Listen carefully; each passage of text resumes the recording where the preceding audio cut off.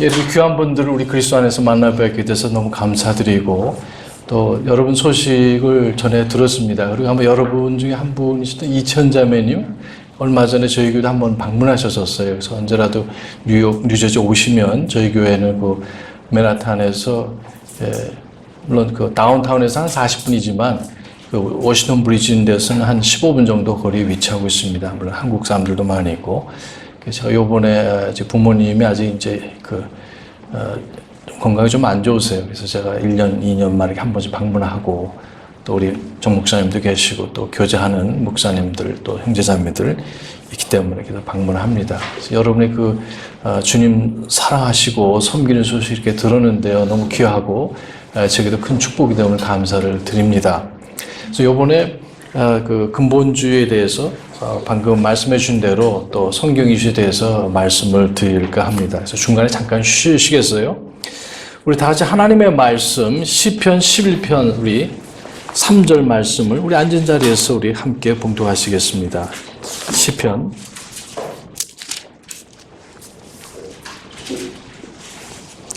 11편 3절 말씀 우리 함께 봉독하시면 좋겠어요. 11편 3절 시작. 기초들이 무너지면 의로운 자들이 무엇을 할 수 있으리요. 아멘.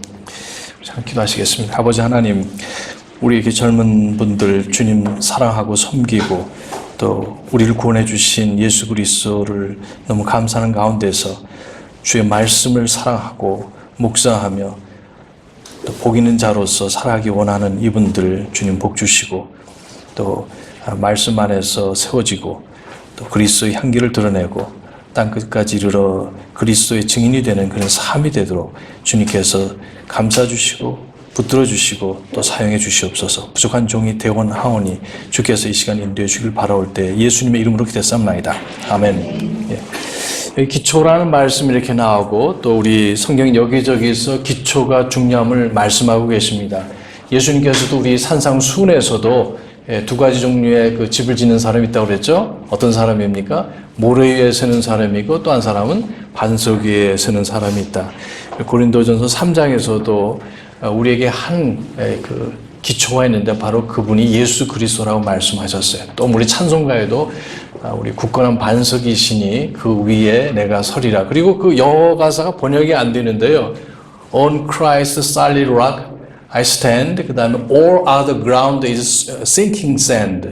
그러니까 예수님의 그 반석 위에 굳건히 서 있는데 다른 모든 것은 무너지는 이 꺼진다고 그러나요? 그 모래다 이렇게 말합니다. sinking sand. 그 들어보셨죠? 이렇게 싱크홀 빠지는 그냥 빨려 들어가잖아요. 그러니까 든든히 서 있는 것 같지만 그러나 예수 그리스도와 하나님 말씀 위에 서 있지 않으면 누구든지 그렇게 될 수밖에 없습니다. 그래서 그런 가운데서 우리가 그 근본적인 신앙, 근본주의란 말을 종종 듣게 됩니다. 도대체 이게 무슨 말인가? 그래서 말 그대로 이제 뿌리에 대해서 기초에 대해서 말씀하고 있어요. 히브리서 6장에도 보면은 너희가 그리스도 안에서는 기초 원리를 받고 그 다음에 더 나아가야 된다. 뭐 업그레이드 해야 된다. 어드밴스 해야 된다. 더 나아가야 된다. 이런 말씀을 하고 계세요. 계속 그 자리에만 있으면 안 된다. 그러나 그 자리가 참 중요한 거예요. 그것조차도 되지 않으면. 그래서 거기에 회개에 대해서 침례들에 대해 여러 가지 그 그리스도인으로서 알아야 될 기본적인 것들을 말씀하시고 있습니다. 그래서 우리 다른 모든 뭐 비즈니스도 그렇고 공부도 그렇고 기본이 돼 있어야 되거든요. 요번에 또 와서 한국 방문하면서 보니까 놀란 것 중에 하나는 이제 시원 영어가, 여러분 보셨죠? 시원 영어. 시온이 아니라 시원 영어. 예, 보니까 누굽니까? 누구죠? 선수가요? 유현진. 유현진 선수. 예. 이제 같이 사진이 이렇게 나오는데, 그러니까 기초에 대해서 확실하게 도움을 주는 것 같아요. 저는 해보지는 않았지만, 그래서 뭐 지하철역이고 어디 보면 이제 그런 것들이 나오는데, 그만큼 기초를 모르면은 이렇게 많은 시간과 노력을 들여도 힘든다는 것이고, 기초를 알면은, 그래서 그게 굉장히 그 인기가 있는 프로그램이라고 그러는데, 우리 큰애하고도 동갑내기입니다. 그 친구가요. 캐나다에서 산 친구 그러는데, 좋은 우리 젊은이 중에 한 사람이라 생각이 듭니다. 그래서 이게 기초가 매우 중요해요. 신앙에도 그렇고, 신학에도 마찬가지입니다. 그래서 이 근본적이라는 말이 이제 실제적으로 좀 널리 쓰여지게 된 것은 우리 이제 19세기 말부터 시작이 됐어요. 제가 이 시간에 좀 이렇게 그 아웃라인, 개관을 주로 말씀을 드리겠어요. 왜냐하면 너무 깊이 들어가면은 이제 전체를 못 보잖아요. 그래서 지금 드리는 내용은 저희 교회 웹사이트에도 나와 있어요. 이게 자료들이 다 올려져 있습니다. 물론 kit바이블에도 좋은 글이 너무 많은데요. 그래서 거기 보시면은 이제 www.centralkbc, central 중앙 KBC, Korean Baptist, 그거의 약자입니다. .com에 보시면 메뉴 보시면 자료실에 있어요. 그러면 지금 드린 내용들이 다 상세하게 나와 있습니다. 그러니까 그런 걸 이렇게 참조하시면은 더 도움이 되실 것 같고. 그래서 이 19세기 말에 어떤 현상이 미국에서 일어나게 됐냐면은 이제 한국 같은 데서는 주로 얼마 전까지만 해도 이제 공부하러 간다. 학위를 받으러 간다면 아무래도 미국이 많았잖아요. 그 외에 뭐 독일로 간다든지 요즘 뭐 중국으로도 많이 가고요. 다양하지만 옛날에는 미국에서 신학을 한다 그러면 어디로 가겠어요? 그 미국의 기독교라는 것이 원조가 어디입니까? 유럽이잖아요. 그래서 유럽에 가서 공부를 하고 굉장히 그 미국 사람들이 뭐 큰 나라고 돈이 있고 그래도 이 사람들의 어떤 정신 문화라는 없다는 뜻이 아니에요. 기독교 정신과 가치관이 있지만 역시 뭐냐면 유럽을 생각하면 자기들의 위축을 좀 받습니다. 왜냐하면 거기는 뭐 영국의 왕실도 있고 뭐 2000년 이런 역사가 있는데 뭐 이 사람들은 얼마 되지 않기 때문에 뭐 음악도 마찬가지고, 물론 이제 뭐 음악이 지금 뭐 미국이 뭐 줄리아드니 무슨 메네스니 이런 학교들이 있지만, 그래 역시 음악도 뭐 유럽이 앞서가고 미술도 마찬가지입니다. 미술 뭐 저희 둘째도 그 시카고 알트 나왔어요. 좋은 학교들도 있고 브렛도 있고 다 좋지만 역시 원조는 어디냐면 유럽이거든요. 뭐 오스트리아라든지. 그러니까 각 분야, 철학도 마찬가지고, 신학도 뭐냐면 이 사람들이 자기네 신학을 가지고 있지만, 그 어떤 유럽에 대한 동경이 이런 게 있어요. 그래서 이 미국의 주요 교단, 장로교, 감리교, 침례교 이런 교단에서 젊은이들이 신학을 공부하는데 그 미국에서도 하지만 이제 영국이든지 독일 이런 나라에 가서 공부를 했었습니다. 근데 문제는 뭐냐면은 그 대표적으로 독일에서 이제 합리주의 이런 사고방식 이런 게 신학에 다 침투를 해서 또 고등 비평학 이런 것들이 있어서 성경을 부인하고 예수 그리스도의 신성을 부인하는 이런 것들을 이제 배우고 오게 됩니다. 그래서 독일 신학 그러면 유명하지 않습니까? 예를 들면은 뭐 창세기 하면은 제2문서, 2문서, P문서, D문서 이렇게 4개로 분석을 해가지고 모세가 쓴 글이 아니다. 이제 이렇게 하는 것부터 시작해서 이사야서도 제1 이사야, 제2 이사야, 제3 이사야, 뭐 문체가 다르고 1장부터 39장에는 하나님의 심판에 대해서, 뭐 40장부터는 뒤에까지는 또 뭐 하나님의 위로에 대해서, 구원에 대해서 얘기한다든지 이런 식으로 해서 성경을 부정하는 사람들이 이 성경을 갈기갈기 이제 이렇게 분해를 해놓는 겁니다. 이거 뭐 하나님 말씀이다 아니다. 그리고 또 예를 들면은 우리 그 독일에서 어떤 또 신학이 나오게 되냐면 신학전에 철학이 나오게 돼요. 그런 것 중에 하나는 이제 실존주의라는 것이 있어요. 실존주의 아마 여러분 들어보셨을 텐데 실존주의 영향을 받아서 실존주의의 아주 그 중요한 단어 중에 하나는 그 주관성입니다. 혹은 한국에서는 주체성이라고 많이 부르는데 이 주체성이 진리다 하는 것이 실존 그 철학의 골자입니다. 주체성이 뭐냐 그러면 아주 쉽게 말씀드리면 주관성이라는 거예요. 내가 어떻게 생각하느냐가 중요하다. 이 말이 굉장히 일리가 있고 매력적이고 또 아마 저도 동의하는 부분이 많이 있습니다. 주관성, subjectivity is the truth 이렇게 말을 하는데 따라서 그 영향을 받게 되면은 나중에 이제 20세기 돌아와서 그것이 겨우 신학에 막강한 영향을 끼쳐가지고 거기서 이제 뉴 orthodox라는 신학이 나오게 돼요. 그것이 예를 들면 이제 프린스턴 신학교로 들어가서 프린스턴 신학교가 이제 무너지게 됩니다. 이따 이제 정리해서 말씀드리겠지만, 그래서 이 고등 비평, 성경을 부정하는 이런 철학과 신학, 그리고 또 여기 보니까 그 신앙에 있어서 주관성을 강조하는 그 반대말은 객관성인데요. 객관성이라는 건 뭐냐? 하나님께서 말씀하시되, thus saith the Lord, 영어로만. 그럼 주께서, 옛날 개혁성경에 혹시 익숙하시다면 여호와께서 가라사대라는 말씀이 있거든요. 누가 뭐라고 했든 하나님께서 말씀하셨기 때문에 이것이 진리다 하는 것을 그것이 이제 객관적으로 진리란 말씀이에요. 그러나 주관적으로 진리가 된다는 건 뭐냐면 그 사람들 말에 의하면은 그 아무 소용이 없다. 예. 모든 사람이 죄인이다. 예수 그리스도만이 유일한 구원자이시다. 이런 말씀할 때 그 상관이 없다는 겁니다.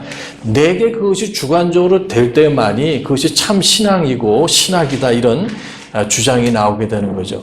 그러니까 이런 교육을 받은 그 미국의 젊은 신학자들이 결국 이제 학위를 받고 어디 옵니까? 자기 나라 미국으로 올 거 아니에요. 그래서 이제 이렇게 되니까 이 사람들이 목회 쪽보다는 이제 신학교로 들어갔어요. 그 신학교는 뭐 하는 데입니까? 이제 장차 미래의 목회자들을 훈련시키고 교육하는 기관이고, 그 다음에 이 사람들은 목회 쪽보다도 어디를 많이 했냐면은 또 교단에서 일을 많이 했어요. 그러니까 교단을 휘어잡으면은 이제 이 교단이 다 이렇게 그 성경을 부정하는 대로 갈 수밖에 없는 거죠. 그리고 이게 이 젊은 신학자들, 목회자들을 그렇게 훈련시키면은 지금 당장은 아니지만 10년, 20년, 30년 지나가면은 자기들이 믿는 신학으로 이끌어갈 수 있기 때문에 목회 자체보다는 여기 신학교와 그 다음에 교단에 침투를 해서 그런 사상과 신학을 이렇게 주입을 시켰습니다. 그게 무서운 일입니다.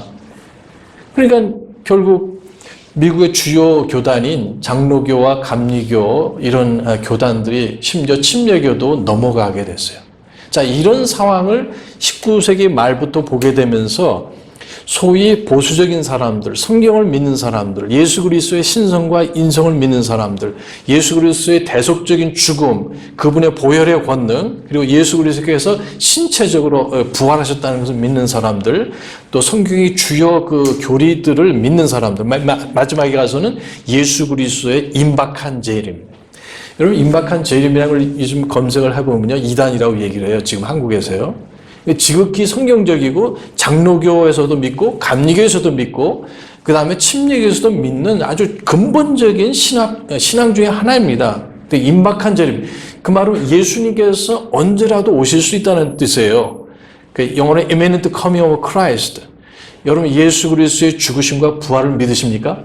예, 예수님께서 영광 중에 다시 오는 거 믿으십니까? 예, 그리고 언제라도 오늘 저녁이라도 오시고, 꼭 어떤 사람들 뭐 징조가 있어야 된다고 그러는데, 여러분 정말로 연구해 보시면은 사도 바울은 자기 생애라도 오실 줄 알고 믿었던 사람입니다. 예. 맨 마지막에서 그렇지 않은 것을 발견하고 내가 믿음을 지켰고 선한 싸움을 다 싸웠다 이런 말씀들을 하시게 되는데, 사도 바울은 오늘이라도 올 수 있고 언제라도 오늘 밤이라도 at any time이라고 그러잖아요. 그 영어로 imminent라고 그렇게 말하는데 우리말로 번역하면 임박한 절입니다. 근데 이제 안타깝게도 한국에서 이 말을 굉장히 성경적인 말씀이고 또 모든 교파를 초월해서 다 믿었던 신앙과 신학이었는데 엉뚱하게 이 시한부 종말로 믿는 사람들이 이걸 잘 써요. 그러니까 이제 오해를 받게 되는 거죠. 근데 이것은 성경적인 가르침이고 또 우리 교파를 초월해서 우리 성경을 믿는 사람들이 다 믿었던 것이라는 겁니다. 그래서 그런 우려를 발견하게 되니까 성경을 믿는 사람들이 이래서는 안 되겠다. 우리에게 부흥이 필요하고 우리가 성경적인 신앙을 가져야겠다. 이렇게 부르짖어서 초교파적인 관점에서 이제 모으기 시작을 했어요. 그래서 대표적으로 나이가라 폴, 우리 그 미국에 가면 미시간하고 그 뉴욕 업스테이트 이렇게 보면은 우리 폭포 아시잖아요. 그 지역 부근에서 이런 성경 사경회를 이제 하기 시작했습니다. 어쩌면 여러분처럼 되는지도 몰라요.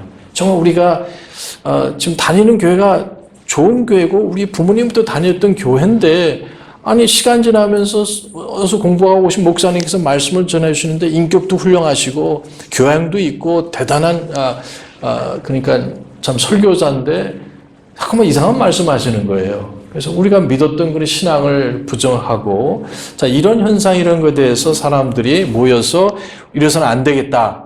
교회 지도자들이 사경회를 하고 수많은 사람들이 모이기 시작을 했습니다. 그래서 그런 사경회에서 장로교회, 감리교회, 뭐 심지어 성공회, 또 여러 그 교파, 침례교 사람들이 많지 않았었어요. 그러나 그러니까 모든 교파 안에서 이분들이 모이셔서 이런 모임을 갖게 되었고 그것을 이제 또한 어떤 비즈니스맨이 책으로 이렇게 이제 다 그 설교를 노트해요. 속기죠. 옛날에는 녹음 기록이 없었으니까 속기로 해서 책을 만들었습니다. 그래서 그 책 이름이 Fundamentals 이런 책이 만들어졌어요. 그 즈음에 당시 이제 여러 그 크리스천 기관들에서 그런 집회들, 그런 부흥의 역사, 그리고 간절히 그 하나님을 사모하는 이런 믿음들이 이렇게 소개되고 보도되면서 이제 펀더멘털이라는 말이 비로소 소개되었고, 또 그 책 이름도 그래서 4권으로 이렇게 만들었어요. Fundamentals of Faith, 약자로 Fundamentals 이렇게 됐는데, 그 책이 물론 지금 뭐 어디든지 아마존에 치시면은 Fundamentals 지금 2권으로 그걸 이렇게 지금 이렇게 두꺼운 걸로 베이커 북하우스에서 지금 만들었죠. 한번 보세요. 거기에 지금 말씀드린 그런 내용들이 이렇게 나오고, 그걸 처음 만들었을 때 제가 기억하기에 큰 그 부자 그리스도인이 그거를 원하기 많은 그 당시에요. 무료로 보내줬어요. 뭐 100만 권, 200만 권, 다 그냥 하나님 사역을 위해서 이렇게 드려져서 목회자하고 신학생들에게 무료로 했는데, 적어도 한 200만 부 이상 이렇게 나갔을 거라고 역사는 말하고 있습니다. 그래서 이제 그러한 근본적인, 저는 근본주의란 말을 될 수 있으면 피합니다. 왜냐하면 우리가 믿는 거는 어떤 주의가 아니잖아요. 무슨 공산주의 민주가 아니잖아요. 우리는 사상이 아니라 성경에 있는 대로 예수 그리스도를 사랑하고 진리를 믿으며 하나님을 두려워하는 가운데 섬기고 복음 전하는 신학적인 그리스도인들입니다. 그렇잖아요. 그래서 우리가 어쩔 수 없이 쓸 때는 있지만, 그러나 이제 이걸 많이 쓰는 사람들은 근본주의다라는 것보다도 근본적인 신앙이다. 그건 순수하게 뿌리가 있는 나무는 바람에 우리 세종대왕께서도 말씀하시고 우리 시편 1편에도 말씀하셨는데, 뿌리로 말미암아 결실한다. 우리 예레미야서도 말씀하시고. 그래서 우리 다 같이 한번 해보시겠습니다. 근본적인 신앙. 자, 그래서 근본적인 신앙의 이제 그 어떤 긍정적인 면들을 이렇게 이제 말씀을 먼저 드리겠어요. 그리고 또 거기서 어떤 나름대로 어떤 거기에 강점과 또 우리가 좀 주의를 해야 될 것들 이렇게 말씀을 드릴까 합니다. 그래서 근본적인 신앙을 이렇게 얘기를 할 때 이제 5가지를 정리를 했어요. 이 5가지는 우리가 어떤 교회에서는 세례를 주고 어떤 교회에서는 침례를 주고 어떤 교회에서는 종말론에 대해서 여러 견해가 있기 때문에, 그거보다도 지금 이 사람들이 우리 신학교 교단에 침투를 해서 이러한 믿음을 다 무너뜨리고 성경을 부정하는 분위기를 만들 때 이럴 일이 아니다. 우선 같이 힘을 합해서 연합 전선을 세우자. 그래서 시작이 됐어요. 그래서 제일 첫 시작이 뭐냐면 이 성경에 관한 겁니다. 성경에 관한 것. 자, 그 신학서적 혹은 조직신학이라고 말을 하는데, 여러분이 그 일반 성도님으로서는 그건 아니지만은 이제 신학생, 목회자들이 신학교에 가서 조직신학을 배워요. 조직신학을 볼 때 대개는, 그 유명한 이제 그 책들이 한 20권 정도 됩니다. 저자들이. 여러 사람들이 있는데, 대부분 보수적인 사람들은 신학을 얘기할 때 하나님부터 시작하지 않아요. 우리는 순수하게 하나님에 대해서 배운다면 하나님을 알아야 되지 않느냐. 그래서 뭐 무신론이 있고 뭐 유신론이 있고 불가지론자가 있고 그다음에 다신론, 뭐 범신론 뭐 이렇게 있어요. 여러분 뭐 들춰보면 나오는데, 자, 그렇게 출발하지 않습니다. 성경을 믿는 사람들은 하나님에 대해서 알기 원할 때 무엇부터 시작합니까?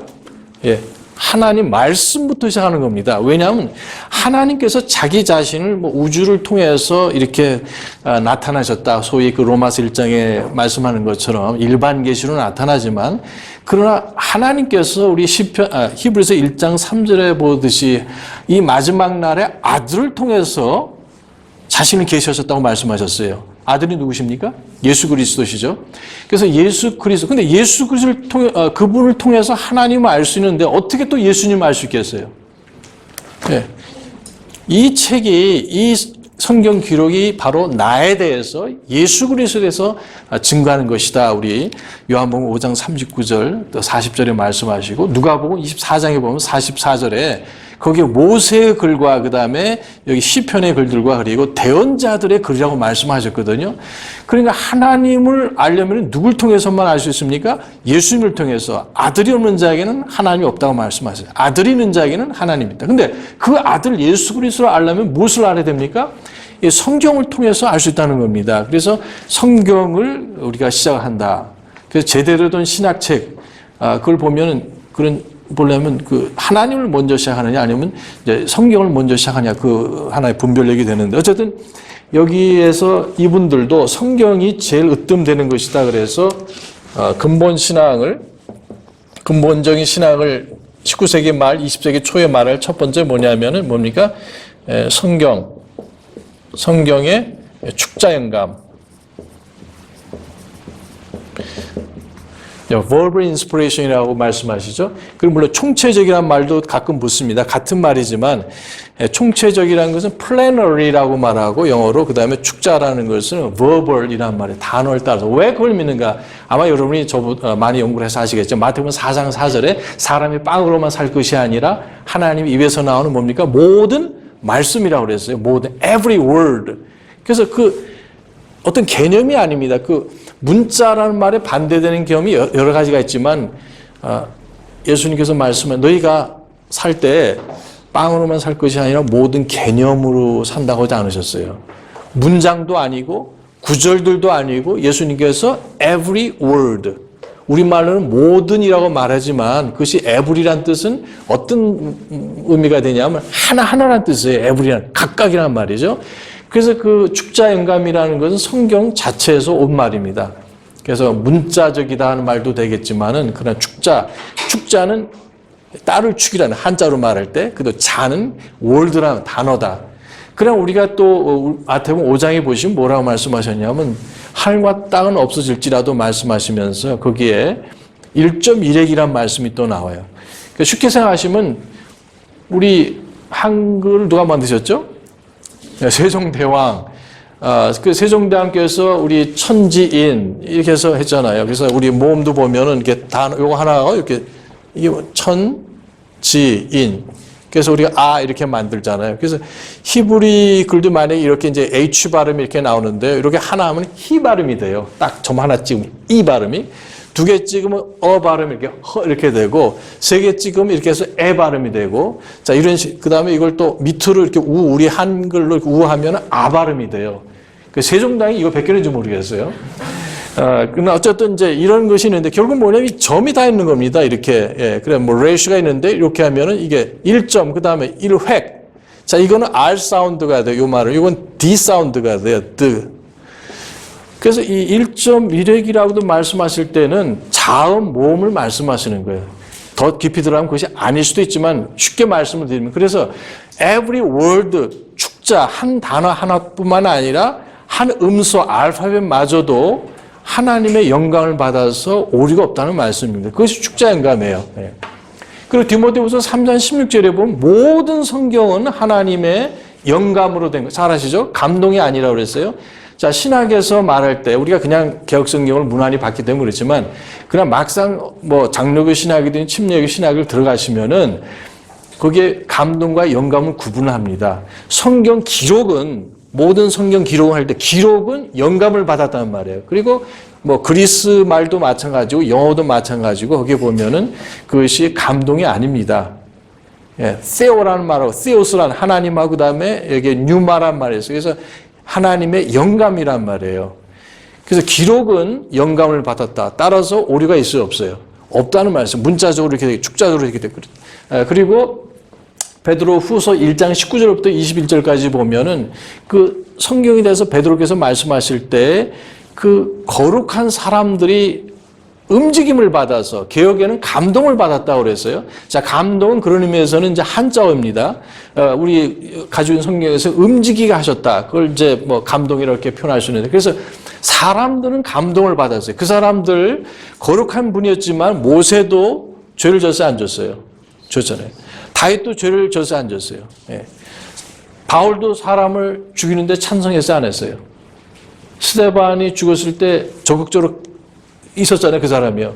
그러니까 다 이렇게 약점이 있고 불완전한 사람들이면서도 불구하고 하나님께서 그 사람들을 예배하시고 그런 그 사람들의 배경과 교육과 가정과 그 사람 어휘, 감정 이 모든 것을 자신의 말씀에 맞추어서 자신의 말씀을 기록하게 하셨습니다. 그래서 사람은 감동을 받았고 성경 기록은 뭘 받았다고 그랬습니까? 영감을 받았다 이렇게 얘기를 합니다. 그래서 거기서 나오는 모든 성경 기록은 뭐냐면은 그것은 아까는 우리가 미시적으로 현미경으로 보는 것으로 해서 그 단어 하나하나 심지어 알파벳마저도 오류가 없이 하나님께서 주셨는데 디모데후서 3장에서 나오는 말씀은 그것이 아니라 전체적으로 창세기 1장 1절부터 계시록 마지막 절까지 모두가 어떻게 되냐면 하나님의 영광을 받은 말씀이라는, 그래서 그걸 총체적이란 플래너리란 말을 이렇게 붙이게 됩니다. 그래서 우리가 믿는 것은 또 지금 19세기의 근본적인 신앙을 부르신 사람들이 축자 영감, 그래서 총체적인 축자 영감을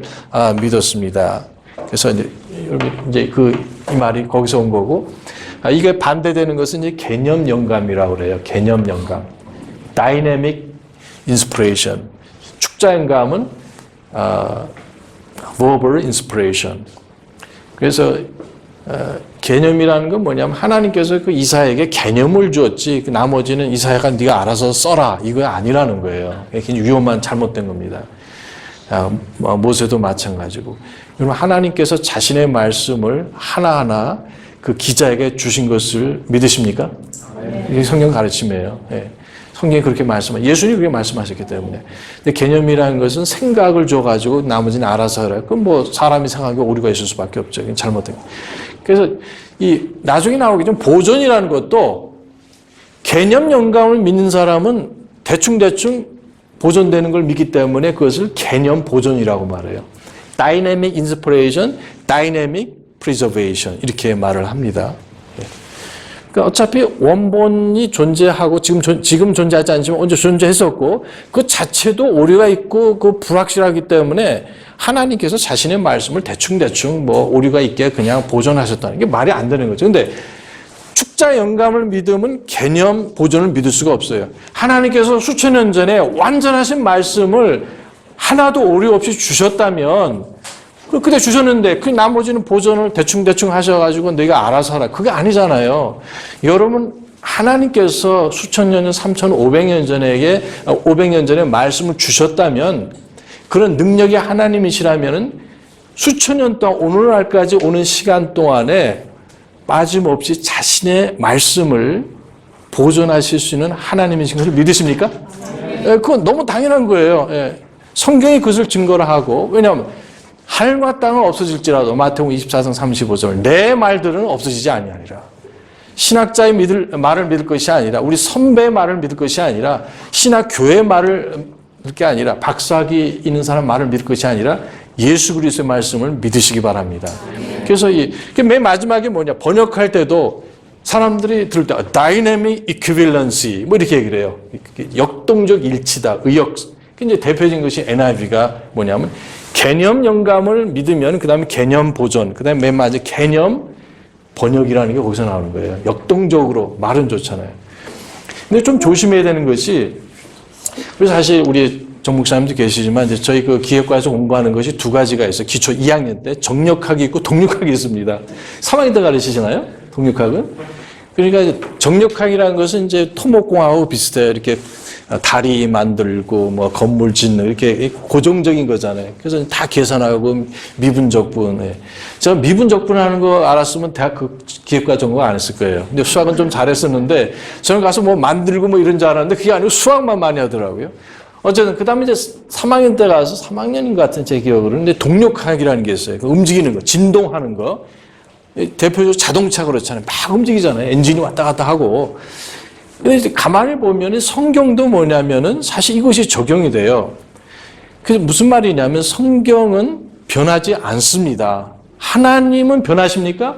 예수 그리스도는 어제나 오늘이나 약간 저 다르지만은 영원토록 동일하시다고 말씀하죠. 하나님 말씀 변하지 않습니다. 그러나 하나님의 말씀은 고정돼 있어요. 더할 수도 없고 뺄 수도 없습니다. 그렇잖아요. 더하면은 재앙을 더하시고 이런 말씀이 계시록이 있는데 동시에 하나님의 말씀은 역동적입니다. 양면성을 가지고 있어요. 그 말은 뭐냐면 내가 그리스도의 복음을 부끄러워하지 아니하노니 이 복음은 뭐라고 했어요? 믿는 자들에게 구원을 주시는 하나님의 뭡니까? 능력이 됨이라. 그 능력이 뭐냐면 두나미스예요. 그리스 말로 다이나마이트가 된단 말이에요. 그 다음에 히브리서 4장 12절에 보면 하나님의 말씀은 살아있고 운동력이 있다는 말씀이 있는데 그 운동력이 뭐냐면 에너지란 말이에요. 영어로 에너지가 그리스 말에서 온 말이거든요. 그게 그리스 말에 거기 그대로 이렇게 에너지라는 말이에요. 에너게이스 이렇게 되는데 그 말은 뭐냐면 하나님의 말씀은 정체되는 것이 아니라 살아 역사하기 때문에 그 말씀을 들을 때 내가 불편하게 되고 많은 사람들이 하나님 말씀 들을 때 기쁘기만 바라는 게 잘못된 겁니다. 내 삶 속에 육신적인 건데 잘못된 것, 죄 문제를 찌르고 쪼개는 하나님의 말씀의 역사를 감사하시기 바랍니다. 불편해야 돼. 하나님 말씀 들을 때 좋습니다. 이게 귀 가려운 거 좀 긁어주는 그것이 아니라 내 심장에 있는 것, 내 마음속 깊이 감춰진 그런 죄악들과 더러운 것들을 찔러 쪼개기까지 한다 이렇게 하셨는데 그게 왜 그러냐? 하나님 말씀이 살아있기 때문에, 역동적이기 때문에. 그러나 역동적으로 영감을 줬다는 말씀은 없습니다. 조심해야 돼. 그렇기 때문에요. 목사님, 그러면 목사님은 하나님 말씀이 역동적이라는 거 믿지 않으십니까? 천만에 절대로 믿지만 그러나 하나님, 그 똑같은 다이내믹 인스피레이션 말이 거기서 이 반대되는 말이요. 다이내믹 인스피레이션 이렇게 말하는데 이게 이제 아니라 비성경적이다. 그러니까 성경은 다이내믹하다는 말입니다. 그리고 우리가 믿는 성경에 가르치는 거는 변할 수 없는 문자 그대로 단어 하나하나 그다음에 음소 하나하나 이렇게 되겠다. 자, 제가 이거를 특별히 더 강조를 합니다. 이것이 제대로 돼서 그다음 두 번째, 세 번째, 네 번째가 되는데 자, 나머지 내용들은 사실 우리가 이미 믿고 있는 겁니다. 그래서 19세기 말 20세기 초에 이것이 나온 게 뭐냐? 두 번째는 예수 그리스도의 신성, 그리스도의 신성, divinity라고 이렇게 말해. 예수 그리스도는 하나님이시다. 왜냐하면 성경을 부인하는 사람들은 따라서 예수님이 하나님이시라는 것을 부정을 했어요. 위대한 분이 인간이지만 하나님은 아니셨다. 그래서 이거 더불어서 처녀 탄생, 동정녀 탄생이라고도 하죠. 일단 우리가 쓰겠습니다. 예수님께서 처녀 탄생하셨다. 그러나 뭐 예수님 뭐 그런 얘기 많이 해요. 예수님 무슨 로마 무슨 군사하고 뭐 저기는 아주 불경한 얘기들이 나오네요. 자, 그래서 예수님이 하나님이신 걸 믿으십니까? 예, 완전한 하나님이시면서 완전한 사람이라는 거예요. 예. 그래서 왜냐하면 뭐 여러 가지가 이유가 있지만 예수님이 사람이 되신 이유는 여러 가지. 그러나 이제 구원과 관련해서 예수님께서 우리 죄를 위해서 오셨는데 대신해서 오셨는데 거기 보면은 우리 죄의 허물로서 희생물로서 필요한 것이 뭐냐? 두 가지 조건이 있어요. 하나는 뭐냐면 죄가 없어야 돼요. 그리고 죽을 수 있어야 돼요. 죽을 수 있어야 된다. 왜냐하면은 천사들은 인종이 아니에요. 이렇게 출산해서 번성하는 것이 아니라 하나님께서 한꺼번에 다 창조하셨어요. 천사들은 인종이 아니라고, 레이스가 아니라고 말하는데, 그래서 그들이 범죄에서도 하나님께서 우선 하여간 그 마귀 사단을 비롯해서 적어도 3분의 1 이상의 천사들이 하나님께 도전하고 마귀와 함께해서 죄를 범했다 그러는데 그들을 위해서 죄 문제를 해결할 구원의 방법을 만들지 않으셨어요. 그래서 항의를 할 수가 없어요. 왜 안 하셨느냐? 이제 하나님의 신비에 속했다고도 볼 수 있는데 이제 그것은 문제가 안 돼. 우리 문제가 아니니까 일단은. 근데 사람을 위해서는 그렇게 하시기로 하셨는데 사람의 죄를 사기 위해서는 equivalent, 사람을 살리기 위해서 똑같은 사람이 있어야 되고 하나님의 영원한 계시와 섭리 속에 사람의 죄가 해결되기 위해서는 두 가지가 또 필요해요. 뭐냐면은 피 흘림과 또 죽음이 필요합니다. 자, 그래서 여기에 피 흘려 죽어야 되는 존재가 필요해야 되는데 그것은 반드시 사람이에요. 근데 사람의 문제는 뭐냐면 모든 사람은 뭡니까? 하나님 앞에 죄를 범하였음에 이렇게 말씀하셨어요. 그러니까 딜레마가 뭐냐면은 그러니까 죄를 해결하기 위해서는 사람이 죽어야 되는데 사람 자체가 죄인이라는 거예요. 그러면 죄가 없는 존재가 있으면 좋겠는데 죄가 없는 존재는 천사하고 선택받은 천사들하고 하나님이시잖아요. 그러니까 천사가 사람을 대신해서 죽을 수가 없어요. 그 하나님만이 죄가 없으신 완전한 분이신데 하나님은 죽을 수 있어요, 없어요? 그 따라서 동시에 하나님으로서 완전하신 분, 거룩하신 분, 의로우신 분이 필요하고 사람처럼 피 흘려 죽을 수 있는 존재, 사람의 고통과 모든 어려움을 이해하실 수 있는 분이 필요합니다. 그분이 누구십니까? 그러니까 예수님은 100% 하나님이시고 100% 사람이신 거죠. 자, 그래서 여기에 예수님의 신성을 부인하면 아무것도 없는 겁니다. 또 어떤 사람은 예수님의 죽음이 중요하다. 맞는 말이, 만약에 예수님께서 90세가 되셔가지고 연로하셔서 죽어가시면서 내가 너희를 위해서 죽노라 하면은 그분의 죽음이 우리 죄를 사할 수 있을까요? 네. 한번 생각해 보세요. 안 된다는 겁니다. 출애굽할 때 그 마지막 날에 뭐가 있었어요? 유월절이 있었잖아요.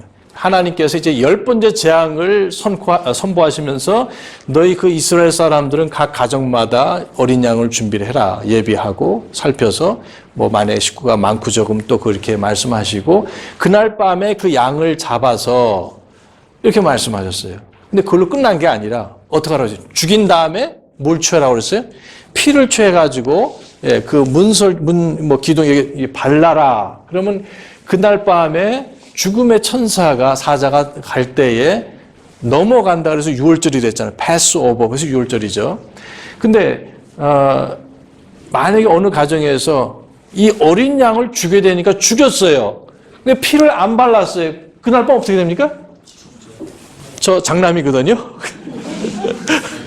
끝나는 겁니다. 그 아버지가 장남이면 뭐 짐승도 마찬가지지만 그러니까 어떤 사람들은 그러니까 골로새서 1장 14절에 그분의 피로 말미암아 죄사함을 얻었다 그러는데 그 피란 말이 빠져 있잖아요. 소수사본이에요. 여러분 아시죠? 킹제임스. 뭐 다른 데 보면 예수님의 피가 있는데 그 하나 빠지면 어떻습니까? 그럼 요한복음 3장 16절 빠져도 믿음 생활할 수 있어요. 여러분 시편 23편 빠져도 믿음 생활할 수 있어요, 없어요? 로마서 8장 28절 없어도 믿음 생활할 수 있습니다. 사실 요셉은 로마서 8장 28절 있었어요, 없었어요? 없었어요. 제가 성경을 부정하는 게 아니라 말하자면 그렇다는 그런 식으로 계속 나간다면은 잘못된 것이죠. 예수님께서 말씀하시기를 히브리서 9장 22절에 피 흘림이 없은즉 뭐가 없다고 그랬습니까? 죄사함이 없다고 말씀하셨어요. 그러니까 예수님 만에 피 흘려 돌아가지 않으시면은 그리고 그 구체적인 모습은 시편 22편에 하나님이 어찌하여 나를 버리시나이까 엘리 엘리 라마 사박단이 말씀하셨는데 거기 보시면은 예수님의 그 십자가의 죽음이 적나라하게 예언됐습니다. 10가지 이상의 그 예언들이 주님의 그 십자가 전후 직전에 다 성취가 됐어요. 예를 들면 그 옷을 나눈다는 말씀, 내 여기에 그 뼈가 보인다 이런 말씀들이 다 이렇게 나오는데 그러니까 여러분 시편 23편만 좋아하지 마시고 시편 22편도 기억하시기 바랍니다. 나의 목자께서 목자가 되시기 전에 희생 양이 되셔서 비참하게 하나님으로부터 버림받으시고 자기 아버지 하나님을 아버지로 부를 수가 없었어요. 마치 홍길동처럼. 홍길동 여러분 아시죠? 아버지로 부를 수가 없었어요. 그 당시에 관습에 하면. 그러니까 예수님께서 가장 가까운 친밀한 분으로서 하나님을 아버지라고 부르셨는데 그 순간만은 그리스도께서 저와 여러분의 죄 때문에 대신 저주를 받으셨기 때문에 하나님 아버지 왜 나를 버리셨나이까 할 수가 없었단 말입니다. 여러분 주님께 감사하시기 바랍니다. 그래서 그 22편 이런 거 보면 다 십자가에 죽음 피 흘려 돌아가신 것이 나오는데 불경스럽게도 그런 것이 필요 없다고 말하는 것은 정말 마귀의 영이 아니면은 말할 수 없는 겁니다. 물론 다른 이유가 있어서 우리가 그 골로새 1장 14절에 있다는 말씀을 우리가 믿지만은 세 번째는 이제 우리가 그리스도의 대속적인 죽음. 이미 이제 말씀을 이렇게 드렸는데요.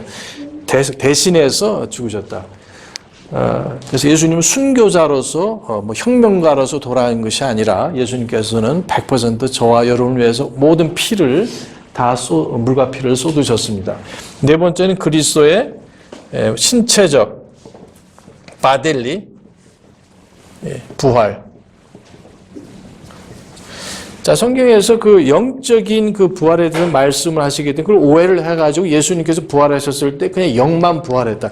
우리 뉴저지에도 그 큰 감리교회가 하나 있는데 그 목사님이 글을 잘 쓰세요. 근데 나는 예수님의 부활을 믿지 않는다. 그분은 영적으로 부활하셨다. 예수님 부활한 거 잘 모르겠다. 재림하시는 것도 잘 모르겠다. 그런 참 잘 쓰세요.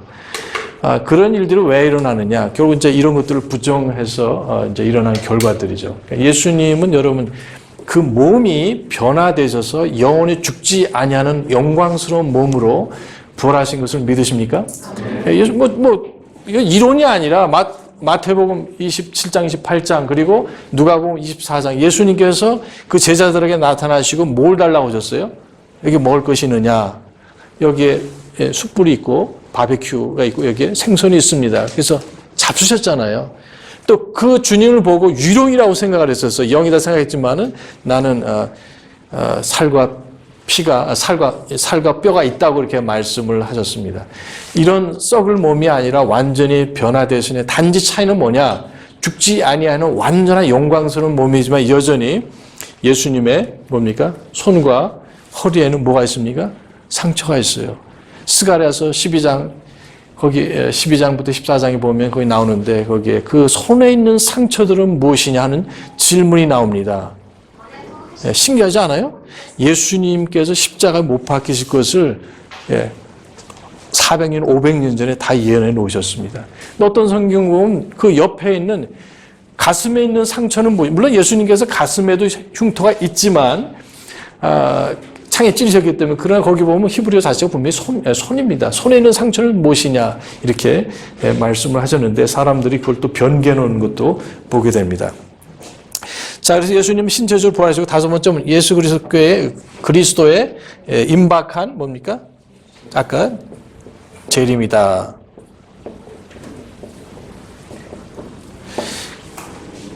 그래서 예수님께서 언제라도 이제 오실 수 있는데 물론 그 당시 그 초교파적인 혹은 범교파적인 저는 거기에서 초교파적이라는 말 잘 안 씁니다. 왜냐하면 여러분 지금 이걸로 아셔야 돼요. 오늘날 그 에큐메니컬 운동 들어보셨을 거예요. 이 에큐메니컬 운동이라는 것은 뭐 기본적으로 우리 로마 천주교와 그 다음에 개신교는 하나다는 운동이거든요. 다시 돌아가자, 한 배를 탔다 이제 이런 뭐 세상적으로 말하면 좋은 뜻이지만 그 에큐메니컬 운동에 가기 전에 무엇이 일어나는 초교파적인 운동이 일어나는 겁니다. 그래서 인터디나미네이셔널하다 이렇게 이제 얘기를 하는데 인터디나미네이셔널 무브먼트. 그래서 그 조심하셔야 돼요. 그래서 성경을 믿는 사람들은 그 말을 좀 피하고 뭐 범교파적이다 그런 말을 그 당시 19세기에 있었던 그런 현상을 초교파적이라는 말 대신에 범교파적이라는 말을 이렇게 쓰고 있어요. 그래서 인터 대신에 트랜스라든 트랜스 인터내셔널 혹은 교파를 따지지 않았으니까 무교파적이다 그런 말도 써요. 그러나 초교파적이라는 말은 잘 안 씁니다. 그 말은 바로 그 이 에큐메니컬 운동하고 좀 사춘지간이기 때문에 초교파적 운동하는 사람은 대개 에큐메니컬로 가기 때문에 이제 그런 말씀을 드립니다.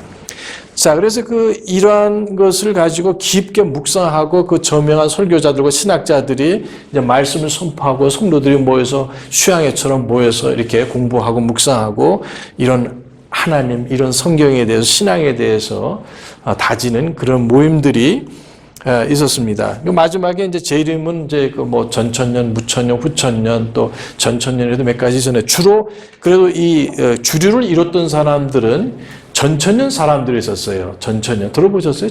프리밀레니얼 페이스. 그래서 전천년에 좀 다는 안 했지만 주류들이 그래서 여기서 결국 이 네 가지가 나오지만 특별히 이것과 관련돼서 여기서 무엇이 나왔냐면 이제 스코필드 바이블이라는 게 나와요. 이제 이 얘기가 거기서 나와요. 스코필드 바이블. 스코필드라는 이제 변호사가 이렇게 예수 믿고 구원받고 성경을 공부를 하면서 그래서 이 스코필드 바이블이라는 것이 미국에서 굉장히 파퓰러하고 이제 한국에도 물론 번역되어 있지만은 굉장히 그 미국의 근본적인 신앙을 가진 사람들이 목회자하고 성도들이고 많이 씁니다. 그리고 스코필드 바이블도 1, 2, 3가 있어요. 그래서 1은 올드 스코필드 바이블, 2는 킹제임스 텍스트에서 좀 바꾼 것들이 있어요.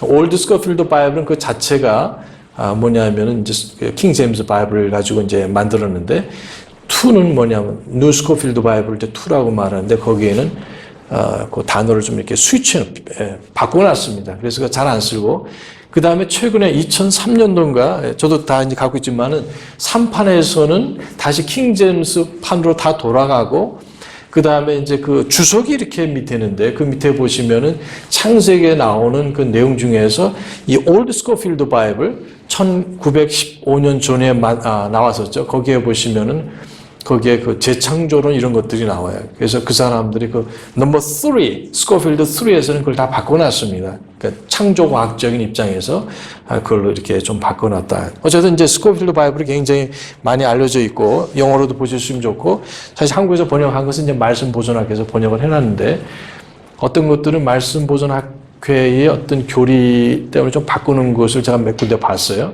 그리고 한 군데는 킹 제임스 이슈 때문에 그걸 교정해 놨습니다. 좋은 쪽으로. 그러니까 여러분 그 정도까지는 보지 못한다 할지라도 어쨌든 이런 성경이 있다는 걸, 이 배경이 뭐냐. 바로 이제 그런 근본적인 신앙 운동에 의해서 나타났다. 이렇게 말씀을 드릴 수가 있습니다. 자, 우리 혹시 질문 있으면 잠깐 하나 하고 우리 그 다음 좀 더 하겠어요. 혹시 지금까지 한 것 중에서요. 짧은 어떤 질문이라도 질문 있으시면은. 네, 뭐 언제라도 생각해 놓으시고요. 자, 기회 드릴 때. 그래서 이 5가지만 성경의 근본 교리라고 할 수 있느냐? 그건 아닙니다. 여기에 빠져 있는 것이 예를 들면은 인간의 죄 문제, 죄론이라는 게 빠져 있고요. 그냥 구원론이 사실 빠져 있어요. 구원론. 그래서 예수님께서 내 죄 때문에 죽으시고 부활하셨어도 여전히 사람들은 어디에 갑니까? 지옥 가잖아요. 아까도 말씀드렸잖아요. 여기 양이 희생이 됐어요. 피를 흘려 죽었지만 그거를 어떻게 되냐 여기에 발라야 된다. 영어로 하면 apply 해야 된다. You have to apply the blood 이런 말이에요. 적용을 해야 된다는 겁니다. 그래서 예수님께서 내 죄 때문에 피 흘려 돌아가시고 3일 만에 부활하셨음을 믿으면 너희가 구원 받을 것이 아니라 개혁성경과 소수사본에는 고린도전서 15장 3절에 구원 받을 것이니라 shall 이렇게 되는데 우리가 가지고 있는 TR과 킹잼 성경에는 현재형으로 돼 구원 받았느니라 이렇게 되어 있습니다, 여러분. 자, 그래서 그게 뭐냐면은 예수님께서 2000년 전에 죽으시고 부활하셨어도 그 귀한 피를 흘리셨어도 내가 믿지 않으면 그 피를 나한테 내 마음에 그 피를 적용하지 않으면 어플라이하지 않으면 여전히 어디 갑니까? 지옥 간다는 거예요. 찬송합시다. 찬송합시다. 노래 아세요? 내 죄를 쓰시는 주의 이름 찬송합시다. 그 영어가에서 보면 The blood is applied 이렇게 되어 있어요. 그러니까 이미 그 십자가의 사건은 끝났지만 여전히 지옥 가는 이유는 뭐냐? 그걸 내가 믿지 않아. 회개하고 믿지 않았기 때문에 적용이 되지 않았기 때문에 이제 그래서 구원론이 그래서 이거를 그냥 단순히 믿는 이렇게 됐다고 그래서 이것이 성경에 있으니까 믿는다고 해서 구원은 아닙니다. 확실하게 내가 죄인인 것을 알고 고백을 해서 믿어서 우리 로마서 10장 9절에 있는 것처럼 내가 예수를 믿어서 구원을 받게 된다는 이제 그런 게 빠져 있고 또 이게 교회론이 또 빠져 있어요. 교회론이. 자, 그래서 또 성화론도 빠져 있고 등등 여기에 다른 중요 교리가 있는데 그래서 이걸 오해를 하면 나 5가지 다 믿으니까 좋다. 물론 할렐루야가 감사하지만 그것만 있는 건 아닙니다. 그러니까 이 5가지는 최소한의 아주 이걸 부정하면 말이 안 된다. 그런 뜻으로 5가지만 얘기한 거지. 그 이상이 있습니까? 없습니까? 당연히 있다는 거예요. 그러니까 이건 A, B, C, D에 속하는 거니까 이걸 꼭 이제 주장을 하게 된 겁니다. 자, 이런 것이 나오게 됨에 따라서 이제 역사적인 이런 그 문제들이 나오게 되는데 그걸 제가 간단히 말씀드리고 그 다음에 브레이크를 갖다 좀 이거 지워도 됩니까? 이걸로 지우면 되겠어요? 이거 지우개입니까? 네. 오케이. 네, 그럼, 네. 자, 그래서 여기에 이제 이런 것, 아이고. 뿌려가지고, 예. 우리 조교십니다.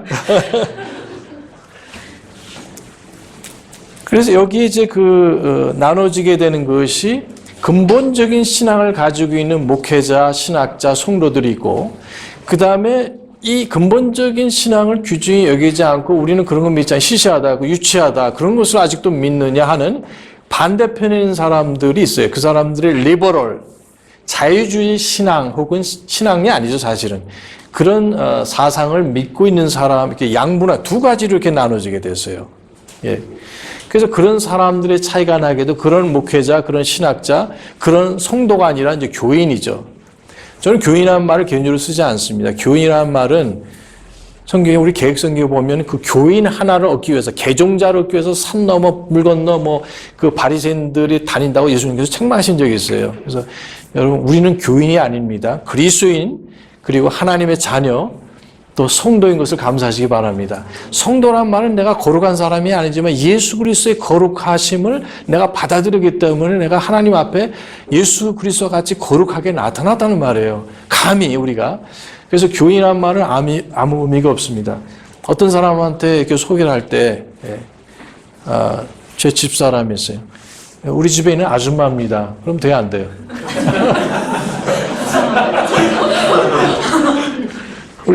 우리 정 목사님, 우리 큰 따님을 이렇게 또 제 며느리를 이렇게 주셨는데, 이거 아는 아가씨입니다. 그럼 돼요, 안 돼요?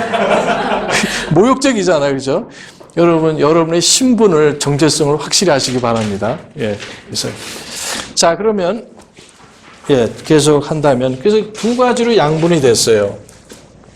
펀더멘탈, 혹은 근본주의 신앙을 가진 사람이고, 이쪽 반대편은 이제 리버럴, 이게 자유주의다. 혹은 이게 이제 뭡니까? 리버럴이다. 이렇게 둘로 나눠 있습니다. 그래서 이 19세기 말부터 해서 20세기 들어와서 벌써 오래전 얘기죠. 1920년, 30년대에 들어와서 여기에 이제 무브먼트가 또 생기게 됐어요.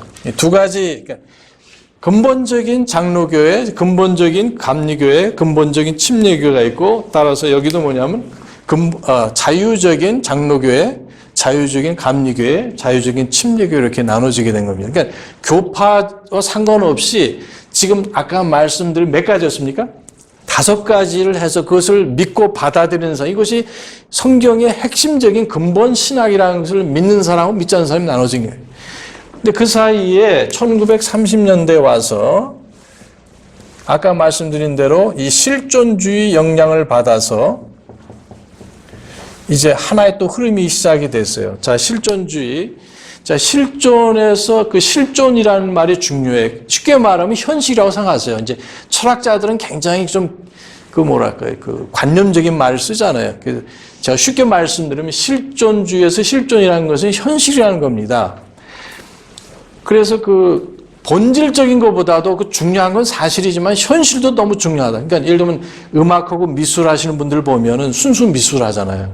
그럼 그 와이프가 굉장히 좀 힘들어요. 옛날에. 요즘은 덜 하지만. 그래도 응용 미술 하면 괜찮죠. 그래도 뭐 취업도 잘 되고. 또 음악은 잘 모르겠어요. 어쨌든 음악도 좀 비슷한 것 같아요. 음악 그 기악을 한 성악을 하든 간에 보면은 대단한 세계적인 연주자가 아니면 좀 힘들어요. 예, 워낙 잘하는 사람들이 많으니까. 자, 그래서 그 현실 문제를 좀 우리가 먹고 살아야 되지 않느냐. 여보, 밤낮 그 그림 그려가지고 뭐 하냐. 옛날에는 그랬잖아요. 그러니까 이 유럽에서 20세기 들어와서 큰 이 전쟁이 일어났죠. 1차 대전, 2차 대전 일어나면서 얼마나 잔인합니까? 그래도 말이 기독교 국가인데 십자군 전쟁이 아니라 다 하나님 믿고 예수 믿는다고 하면서 자기들끼리 싸우는 유럽 국가들이 다 기독교 국가 아닙니까? 스페인, 뭐 프랑스는 캐톨릭이고 독일은 그래도 루터교하고 캐톨릭이 있고, 뭐 오스트리아 마찬가지죠. 북쪽으로 가면 루터교고, 영국에는 이제 성공회, 뭐 장로교, 뭐 등등 이렇게 그렇죠. 스코틀랜드는 장로교고. 자, 이렇게 되는데 막상 전쟁이 일어나니까 그런 거 다 무시하고 서로 죽이고 피 흘리는. 그 1차 대전이 일어나고 나서 어떻게 우리가 예수 믿는 뭐 크리스천, 거듭나지는 않았지만 어쨌든 겉으로는 예수 믿는다고 그러는데 이렇게 잔인할 수가 있느냐. 너무 끔찍한 거죠. 그리고 결국 2차 대전도 오지 않고, 2차 대전 때 5천만 명이 죽었어요, 여러분. 예. 태평양 전쟁에도 죽었죠. 우리 조선 사람도 많이 죽었잖아요. 그러니까, 아마 제가 소련 사람 한 1,300만, 제일 많이 죽었어요. 예. 그 다음에 총알바지 이렇게. 그러니까, 소련 사람들도 뭡니까? 예수 믿는다고 그러잖아요. 그리스 종교가 있잖아요. 그러니까 다 뭐 예수 믿는다고 그러는데, 이 영토하고 전쟁 나면은 뭐 그냥 다 총 쏘고 죽이고 이렇게 되는 피 흘리는데, 그래서 그 독일에서 주로 이런 것도 일어났지만, 이 실존주의 이제 두 가지가 있어요. 그러니까 이제 유실론적, 그 다음에 무실론적. 샤르트르 이런 사람들은 이제 무실론적, 인간의 그 현실 문제. 그러니까 어떻게 하나님을 믿는다 그러면서 당신들이 다 어려서 태어날 때부터 모태신앙이라 하고 유아 세례 받고 유아 침례 받았는데 그리고 교회 나가고 그러면 교회 나가지 않고 1년에 2번 부활절로 크리스마스만 나가고 그냥 자기 교회 정만 두고 죽을 때는 교회에서 다 장례를 치러주는 거죠. 그러니까 말만 당신 여기 성경에 하나님 말씀을 믿습니까? 예, 저 믿습니다. 교리문답해가지고 통과돼서 말만 예수쟁이에요. 그러니까 이런 것들을 보면서 진짜 그 어떤 그 뭐랄까 그 신앙을 생각하는 사람들을 볼 때 이건 가짜다. 이게 무슨 이따위가 신앙이냐.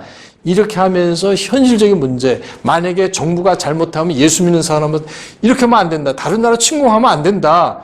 이런 말도 해야 되는데 그런 말도 안 하고 진짜 어떤 신앙 양심을 가지고 있으면서 나름대로 이렇게 부르짖는 사람들 중에 실존주의자가 있었고, 그 다음에 유실론적 실존주의자들이 있었던 겁니다. 그래서 대표적인 사람이 유실론적 실존주의자가 누구예요? 유명한 키르케고라는 사람 들어보셨죠? 학교 다니실 때요. 그러니까 이 사람은 뭐냐면 결국 인간의 현실 문제, 정치적인 경제 문제, 전쟁 이런 모든 문제를 그냥 객관적으로 이렇게 믿는다고 패스해가지고 이런 게 아니라 그건 일리가 있는 말입니다. 이런 잔인한 인간의 모습들을 보면서 우린 진짜 참 신앙을 가져야 되고, 중요한 것은 아까 다시 돌아오지만 주체성이 그것이 진리다.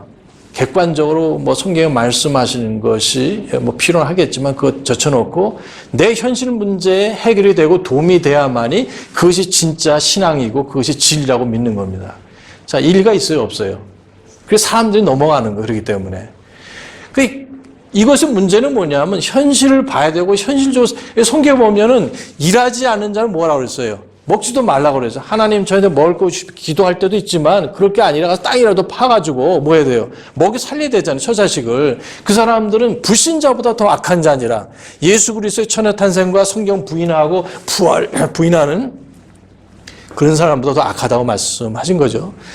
그래서 이제 이런 의미에서 그 실존주의, 특별히 유실론적 실존주의 사람들이 참 그 지지를 받게 됐습니다. 근데 이제 이 사람들의 문제는 객관적인 말씀을 하나님께서 주께서 가라사대 말씀하시되 이 말씀을 다 부정하는 겁니다. 객관적인 말씀. 하나님께서 이스라엘 사랑하시고 하나님께서 죄에 대해서 심판하시고 수많은 진리들이 있는데 그거 소용없다.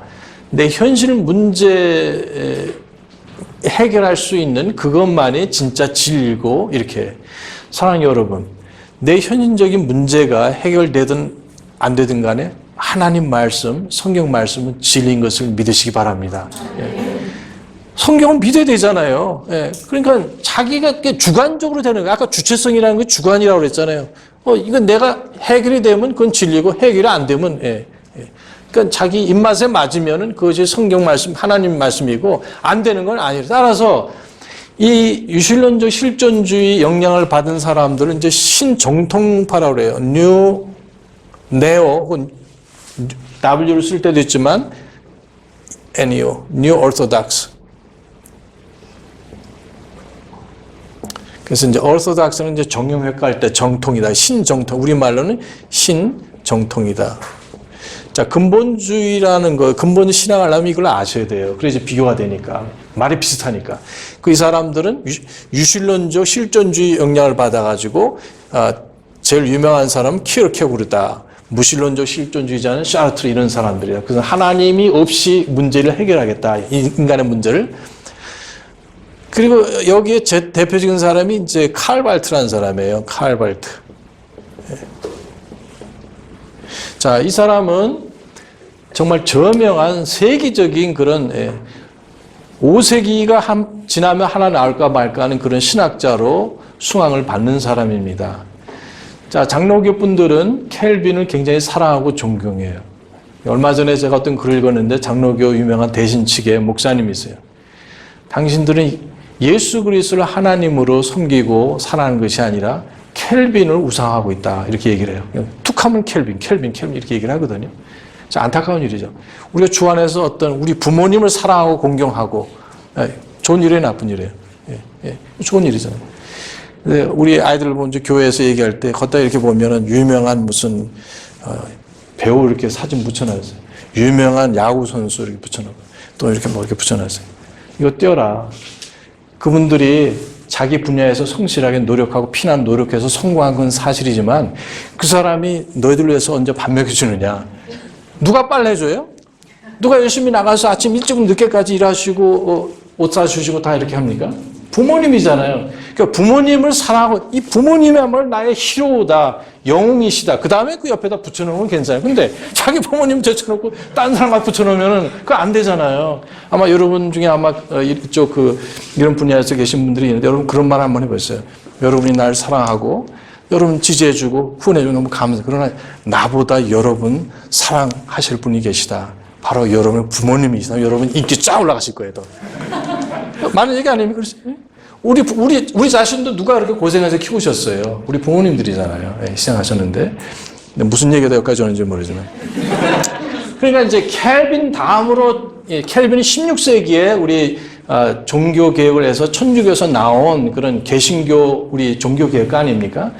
당연히 위대한 일을 하셨어요. 뭐 잘못한 것도 있지만 어쨌든 우리가 공과가 있는데, 그러나 이 칼발트라는 사람이 바로 이 신정동파의 대가입니다. 그러나 안타깝게도 많은 장로교 신학이죠. 쉽게 말하면요. 많은 분들이 켈빈, 그 다음에 이제 칼발트, 어쩔 줄 몰라. 이분이 말씀하셨다. 하나님께서 말씀하신 것보다도 이 사람이 뭐라고 말하는 걸 더 하나님 말씀을 높이는 것이 문제라는 거예요. 그리고 이 사람은 뭐라고 말했냐면 신약 성경에서 3분의 1만 하나님 말씀이라고 말했어요. 특별히 여러분 개혁성경 스타디 바이블 보면 빨간 글자로 예수님 직접 말씀하신 거 있잖아요. 여러분 빨간 글자든지 검은 글자든지 모두 하나님 말씀인 거 믿으십니까? 네. 어쨌든 뭐 구분하는 건 구분하기 위해서 똑같이 영감을 받아서 기록된 말씀이다 하는데, 그런 말씀은 예수님께서 하셨으니까 그래도 그걸 받아서 적었으니까 예수님 말씀 하나님 말씀이다. 그러나 뭐 바울이 쓰신 것, 마태가 쓰신 건 아니라는 거예요. 그건 잘 모르겠다. 그 사람이 비춰진 거, 자기 생각에 그 예수님을 흠모한 나머지 이렇게 해서 3분의 1만 하나님 말씀이다. 이 불경한 여러분, 이 사람 말한 거 들을 가치 있어요, 없어요? 조심하시기 바랍니다. 저도 이제 직장이 옛날에 그 학교 졸업하고 직장에 취업했는데 그 서울에 유명한 그 교회 나가는 그런 동료가 있었어요. 책을 가지고 칼발트가 쓴 좀 열심히 해서 어쩌고 얘기를 하는데, 저도 그 당시 뭐 신학한 것도 아니고 성경만 이렇게 알고 그렇기 때문에 뭐 저도 할 말이 없었는데 가서 공부를 해보니까 바로 이런 사람이었어요. 칼빈은 100배 나은 사람입니다. 그래도. 칼빈 주의는 믿지는 않지만, 그러나 여기 이제 그래서 이 사람들이 주장한 게 뭐냐, 결국 가장 중요한 것은 그리스도의 마음이다. 얼마나 너무나 저도 진짜 이렇게 너무나 그리스도의 마음. 우리 빌립보서 2장에 너희 속에 이 생각을 품을지니 이 말씀이 나오죠. 그것은 그리스도 예수 안에서 있었던 생각이라, 마음이라 어떻게. 자, 그래서 예수 그리스도의 겸허에 대해서 그는 하나님과 같은 분으로 여기는 것을 강탈이라 여기지 아니하시고, 그래서 하나님이신데 결국 사람이 되셨고 종이 되셨고 이 말씀이 나오잖아요. 그래서 그러나 하나님께서 그를 지극히 높이사 이제 모든 입이 모든 무릎을 꿇고 그는 주라 신께 하셨다 이렇게 말씀하시잖아요. 그래서 자, 여기서 중요한 것은 뭐냐, 예수 그리스도께서 왜 오셨는가에 대해서 오해를 하는 겁니다. 예수님께서 오신 이유는 크게 나누면 두 가지. 하나는 뭐냐, 우리 죄 때문에 오셨어요. 두 번째는 예수 그리스도께서 우리의 참된 example, 본이 되기 위해서 오신 겁니다. 그리스도로서 어떻게 살아야 되는가. 근데 이분들은 예수 그리스도께서 내 죄 때문에 오셨다는 것보다도 뭐냐면 본으로서만 생각하는 거예요. 그래서 예수님 얼마나 겸손하신 분이냐, 그 분의 마음을 본받아 살아야겠다. 그건 좋은 의도지만, 그러나 중요한 예수님의 대속적인 죽음이 약화되어 있고, 또 성경을 몇 분의 1만 믿는다고 그래서 신학의 경우 3분의 1만 믿는 이 잘못된 사상과 신학이라는 겁니다. 하나님이 이런 거 가르친 적이 없었어요. 그러니까 이 사람들은, 이 리버럴 사람들은 성경을 부인한다. 이건 너무 지나치다. 그래도 노골적으로 그렇게 말하면 안 되지. 이런 얘기입니다. 조심하셔야 돼요. 자, 이쪽 그 자유주의에 있는 장로교, 감리교, 침례교 사람들은 나 그런 거 유추해서 못 믿는다는 거. 어떻게 죽은 사람이 살아나고 어떻게 5천 명을 먹일 수가 있고 어떻게 무리를 거릴 수 있느냐, 이게 아닙니까? 그건 너무 지나치다. 그건 너무 노골적이기 때문에 마음으로는 네가 그렇게 생각하지만 말로는 하지 말라는, 이게 진짜 무서운 겁니다. 잘 들어보세요. 나는 성경에 그런 기적들, 이런 초자연인 것을 마음으로 믿지를 않은데 머리로 안 믿어져요. 그러나 그걸 노골적으로 내가 목회자로서 여러분, 사랑하는 성도 여러분, 이렇게 얘기를 하면서 예수님 참 겸손하신 분입니다. 그분의 발자취를 따라가야 됩니다 하면서 내가 막상 그분이 정말 죽으시고 부활하신 것, 이런 근본 교리를 믿지 않는다 그러면 당장 실족할 거 아니에요. 그거 사람들 다 도망갈 거 아니에요. 난 그래도 어렸을 때 교회 다녔는데 성경에 하나님 개혁 성경이라도 하나님 말씀 믿었는데 목사님 그렇게 말씀하시면 얼마나 충격을 받겠어요. 그러니까 그것도 덕을 세워야 되잖아요. 그러니까 말을 안 하시는 거예요, 이분들이요. 자, 신학자보다는 목사님들은 그래도 보수적입니다, 일반적으로. 자, 감리교라고 보면은 이제 또 한국과 미국하고 틀려요. 한국의 감리교 목사님들은 보수적인 분들이 그래도 많이 계세요. 미국도 마찬가지입니다. 근데 이제 여러 경우인데 장로교보다는 감리교가 비교적 더 리버럴합니다. 이제 어떤 감리교 목사님이 미국에서 전화를 하셨는데, 이 목사님, 다른 얘기다. 이 목사님은 어떻게 천국과 지옥을 믿으십니까? 이렇게 말씀하시는 거예요. 이 목사님 안 믿으세요? 뻔히 알고 있지만 저도 감리교 목사님은 다 그런 게 아니라 이제 보수적인 분들도 계시지만 이제 그렇다는 얘기입니다. 그러니까 왜 그러냐? 자유주의, 너무 노골적이라는 거예요. 그 말하면 안 된다. 자, 이제 이것이 실존주의 영향을 받은 신정통주의라고 이제 만약에 주의로 보시면 근본주의 신앙, 장로교, 감리교 다 있어요. 여기도 자유주의, 그다음에 1950년대 와서 47년도입니까? 예, 정확히 48년도인지. 50년대라고 이렇게 말할 수 있어요. 50년대에 와서 이 근본주의 안에서 이렇게 나온 사람도 있어요. 이분들은 어때요? 자유주의에서 나오신 분들이죠. 너무 지나치다. 대신 근본주의가 너무 고리탑탑하다. 성경이 하나님 말씀이라고 믿고 예수님이 죽으시고 부활하신 거 믿고 다 나도 믿는데 그렇게 말을 하면 사람들이 믿겠느냐 하고, 그리고 이런 거 믿는 사람은 좀 무식한 것 같다. 그리고 우리가 유식하고 학자들로 얘기하려면 이 자유주의 사람들은 굉장히 공부를 많이 하는 사람들인데 이 사람들 우리가 동의하지는 않지만 대화를 해야 된다. 선교 어떤 그 정책에 대해서 이런 좀 같이 공동 어떤 전선을 할 수 있는 것들이 있으면 좀 같이 의논을 하고 대화를 하자 해서 여기에 이제 그 대화, 그 다음에 교육, 그 다음에 사회 어떤 그 참여 등등 몇 가지를 통해서 이제 방법은 이제 침투란 말을 보통 씁니다. 자, 이런 걸 해서 그냥 가만히 앉았을 것이 아니라 적극적으로 해야 된다. 그래서 여기 이제 오켄카라는 분이 계세요. 오켄카. 영어로 아켄카. 저는 이제 한국식으로 배워가지고 미스터 오켄카 그러는데 미국 사람 아켄카. 스톱하지 않고 스탑하잖아요. 미국식 영어는. 그래서 우리는 이제 오켄카라는 분이 이제 풀러 세미나리 아시죠? 여러분 한국 목사님들 많이 공부하셨는데요. 풀러 세미나리를 세우신 분이고 이분이 소위 이 운동을 시작하신 분입니다. 그래서 이걸 갖다가 이제 신복음주의라고 그래요. 신복음주의다.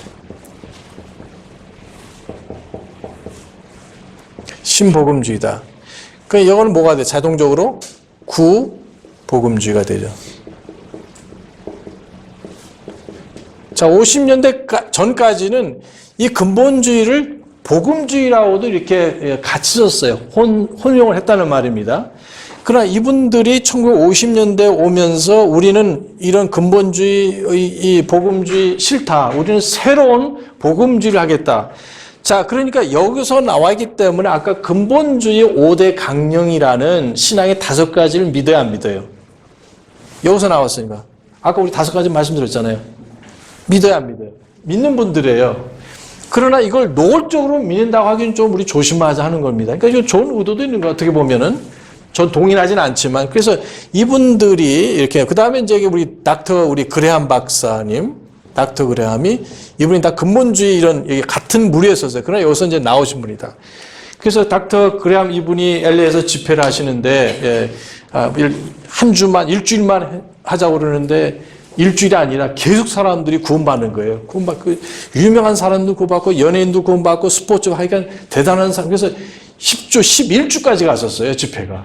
일주일 집회하면 사람 피곤해서 이럴 텐데 11주까지 엄청난 부흥의 그런 역사들이, 구령의 역사들이 있었습니다. 자, 그래서 그러나 이제 이분이 타협하시기 시작을 하셨어요. 예. 자, 일단 제가 골자만 이렇게 말씀드릴게요. 이제 이분이 지금 어디까지 왔냐면 이제 여기까지 이렇게 왔어요. 이분이 왔다 갔다 하시면서, 자, 이 사람들로 얘기할 때는 그레암 박사 이분의 경우는 대단한 분 아닙니까? 세계적인 에반젤리스트죠. 처음 똑같이 근본적인 신앙을 가지고 있었지만 천주교 연합을 하기 시작하면서 교황하고 만나면서 우리는 같은 이불을 덮고 사는 그런 형제들이다 얘기하고, 보수적인 사람들로서 만날 때는 구원의 길은 하나밖에 없다. 그것은 바로 예수 그리스도다. 하지만 천주교 사람들하고 자유주의 사람들하고 같이 일을 하려 보니까 구원받는 방법 꼭 하나만 있는 것이 아니고 때에 따라서 6가지도 될 수 있다. 이런 불경한 말을, 망언을 하게 되는 겁니다. 끔찍한 일이에요. 이분이 잘한 것 저도 따라갈 수가 없죠. 물론 위대한 분이니까. 그러나 이제 이런 신복음주의가 다 그렇다는 말이 아니라 이분의 경우 그렇다는 겁니다. 그래서 여기에 이런 복음주의가 되었고, 이런 4가지, 오늘날에 와서는 여전히 크게 나눠서 이제 근본주의라는 게 있고, 신복음주의가 있고, 그 다음에 신정통주의가 있고, 자유주의가 있습니다. 자, 이거는 뭐 침례교는 다 근본주의, 그게 아니고, 여기도 장로교, 감리교, 침례교, 뭐 성결교, 뭐 순복음교회, 교파 묻지 마시고 다, 이 복음주의도 다 있어요. 교파 여기도 다 있고 다 있는 겁니다. 그러니까 이 목사님이 침례교 목사님이기 때문에 뭐 침례교 그게 아니라, 다시 말씀드리지만 어느 교파든지 있어요, 없어요? 다 있다는 겁니다. 그래서 목사님, 내가 가는 교회가 근본주의 교회일까요? 그거는 답할 수가 없어요. 왜냐하면 뭐 다 있으니까 여기에. 그래서 우리 잠깐 쉬신 다음에 요거를 조금 더 우리 각 교파별로 성경과 관련해서 어떻게 되는가를 말씀을 드리겠습니다. 네, 잠깐 쉬겠습니다.